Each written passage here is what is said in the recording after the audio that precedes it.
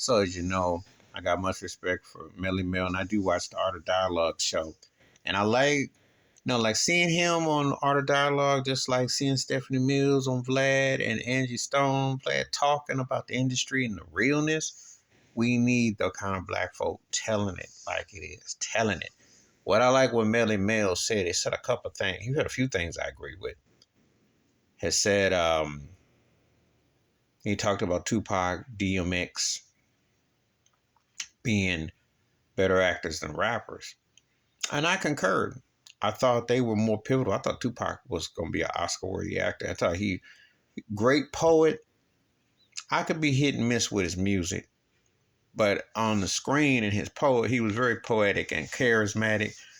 One of the most charismatic, top 2 to 3 charismatic rappers as far as, because he definitely got your attention. But I wouldn't say that, like the GOAT thing, but I would say he definitely had your attention. I would say that he had that power, presence, and charisma, charm. DMX on the screen too. So I see that translation. I concur. It led to that.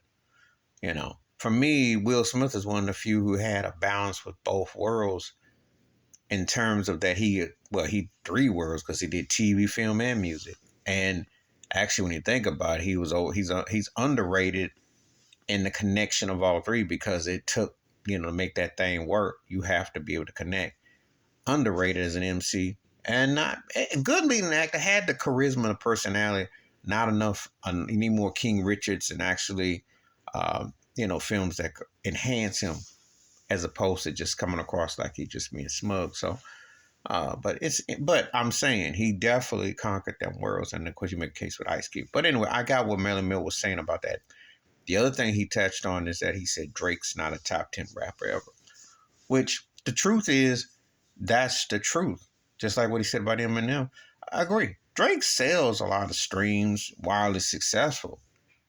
However, he's not a top 10 dude. He's a hit making cat, which is nothing wrong with that.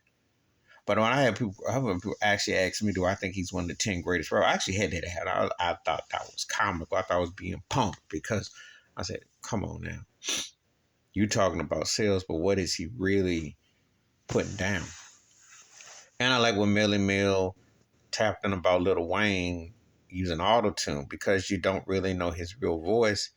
And so the digital enhancement. So there's a lot of components that are going on with these lists and things that they want to do. And then, of course, they want Jay-Z to be New York because of New York tie-in and Beyonce. They got a political agenda. But these lists are comical. But I'm glad that he spoke out and put it in a way, just like Stephanie Mills did about R&B music and the pop game and the politics. Put it in perspective. Because it's got to respect the ones who paved the way that telling the truth. Please like, subscribe, what your thoughts, comments, and I do respond. Thank you. Wash your hands, keep your mind clear, watch out for another, and share the video if you want to. And I'm out.